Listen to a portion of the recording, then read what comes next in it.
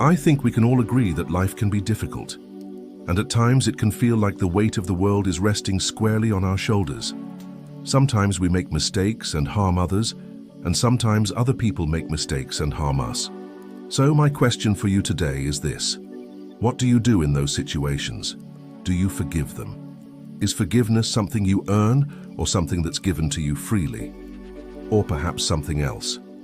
Well, in today's episode of Life School, we're going to explore this issue from the perspective of two schools of thought, Stoicism and Christian faith. And hopefully by the end of the episode, you'll have a better understanding of what each one has to say and ultimately come to your own conclusions about it. Coming up next on Life School. All right, classes in session, pay attention. Welcome back to Life School. For those of you who are new around here, I'm your teacher. This is a show where we try and answer big life questions using wisdom from the past to help us better navigate the challenges of life today. Now, before we dive into the material, as always, I want to encourage you to play active role in the lesson. So pause the video periodically, consider the questions I pose, and even share your thoughts with me, either in the comments below or on social media. This is our community, and by participating, you'll help make this lesson better for everyone. Okay, now let's get to work.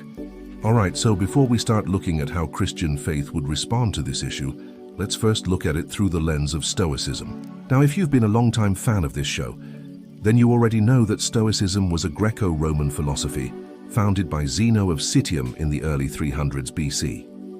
At its core, Stoicism teaches that people should live virtuous, honorable, and useful lives in accordance with nature, that the key to happiness is living in accordance with nature, and that the impediment to happiness is desire for things that are not in our control.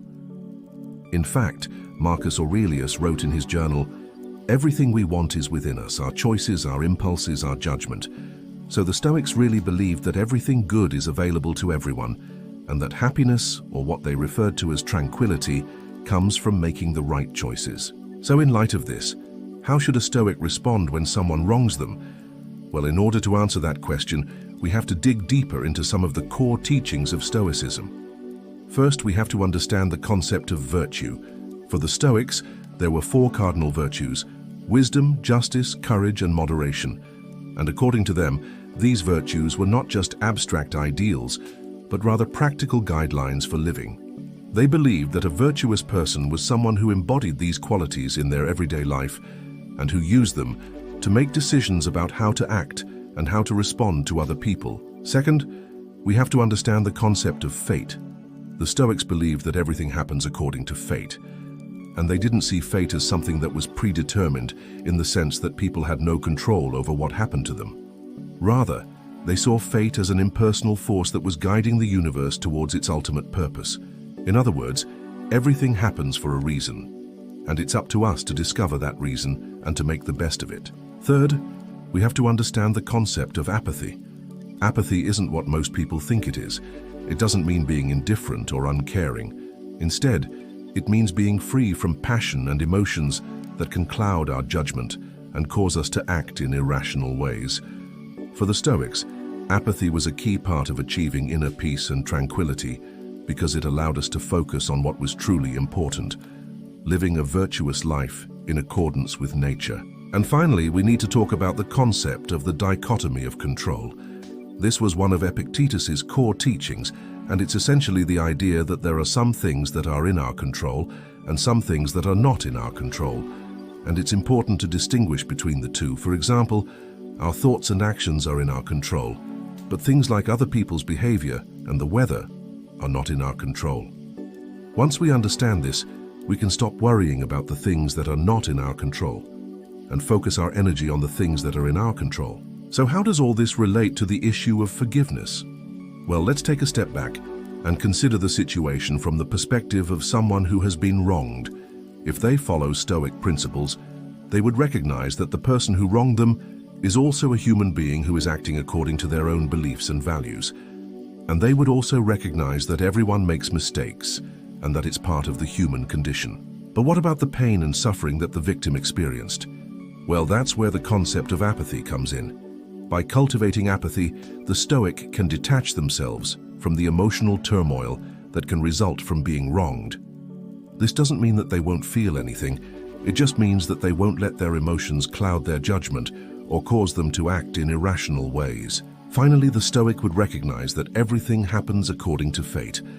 So even though the situation may seem unfair or unjust, the Stoic would trust that everything is happening for a reason and that they will ultimately be able to make the best of it. Now, there are certainly strengths to this approach. It encourages us to be more understanding and compassionate towards others, to detach ourselves from our emotions, and to trust in the bigger picture. But there are also limitations. It can be difficult to always remember these principles in the heat of the moment.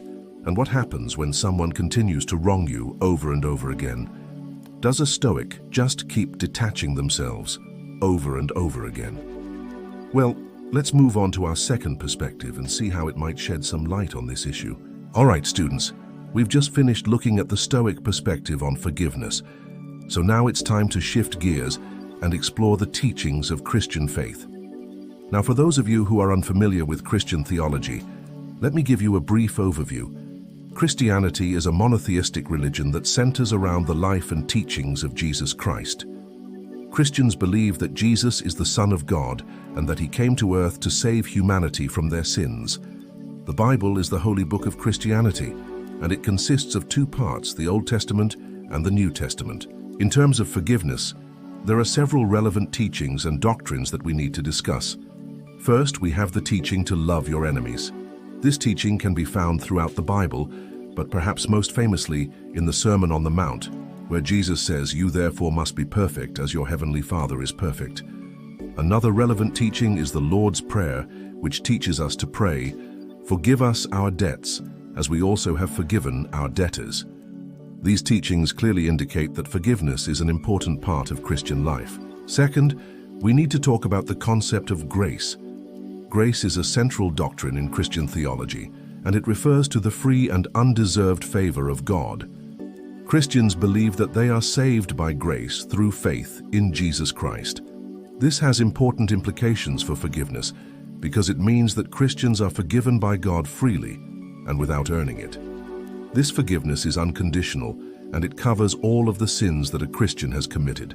Now, these are just a couple of the many teachings and doctrines related to forgiveness in Christian theology. And depending on your particular denomination, there may be other concepts that are relevant as well. So what would a Christian do in a situation where they've been wronged? Well, the answer would depend on a number of factors, including the nature of the offense, the relationship between the offender and the offended, and the personal beliefs and convictions of the individual Christian. However, in general, a Christian would likely respond to being wronged in the following ways. First, they would acknowledge the wrongdoing and the pain that it has caused. Second, they would choose to forgive the offender out of a desire to be reconciled and to honor God. Third, they would seek to make things right, whether that means apologizing, making amends, or committing to change their behavior in the future. Now, while there are certainly strengths to this approach, such as its emphasis on love, grace, and reconciliation, there are also challenges. What does it mean to forgive someone who shows no remorse or who continues to harm others? And how do you balance the need for justice with the call to forgive? Now that we've looked at both perspectives, let's take a few moments to compare and contrast them and see if we can find any common ground. At first glance, the two perspectives seem quite different. Stoicism is a philosophy that emphasizes self-control, duty, and living in accordance with nature, while Christian faith is a theology that centers around the teachings of Jesus Christ and the concept of salvation by grace. However, upon closer examination, we can find some interesting similarities and connections between the two. Both Stoicism and Christian faith emphasize the importance of forgiveness. Stoics believe that holding on to anger and resentment was harmful to our own well-being, and that we should strive to understand and empathize with those who have wronged us. Similarly, Christians are called to forgive others as Jesus forgave them.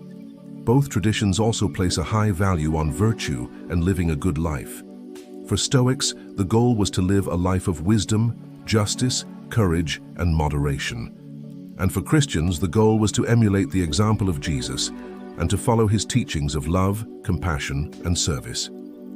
Perhaps most importantly, Both traditions recognize the power of the human spirit and our capacity for greatness. Stoics believed that we have the ability to choose our responses and to shape our own destinies. And Christians believe that through faith in Jesus Christ, we can overcome sin and death and attain eternal life. Despite these similarities, there are also some key differences between Stoicism and Christian faith. Stoicism is a secular philosophy that emphasizes reason and self-control, while Christian faith is a supernatural theology that centers around the belief in Jesus Christ and the concept of salvation. For Stoics, the ultimate goal was to attain inner peace and tranquility, while for Christians, the ultimate goal was to live a life of love and service to God and others. So what should we take away from this lesson? What are the main takeaways? Well, first, I think we can learn from the Stoics the importance of self-control and the dangers of letting our emotions cloud our judgment. We can also learn from Christian faith the importance of love, forgiveness, and service to others. Ultimately, both Stoicism and Christian faith offer valuable lessons and insights into how to live a good and meaningful life. And by studying and reflecting on these teachings, we can better understand ourselves and our place in the world. Now I'll leave you with this. Is there a way to balance these two seemingly contradictory views? On the one hand, we have the Stoic emphasis on self-reliance and emotional detachment, and on the other hand, we have the Christian call to love, forgiveness, and dependence on divine grace. Is it possible to reconcile these two perspectives and to find a middle ground? If so, what would that look like in practice? That's all I have for you today. As always, thank you for joining me in class. And until next time, remember to be good to one another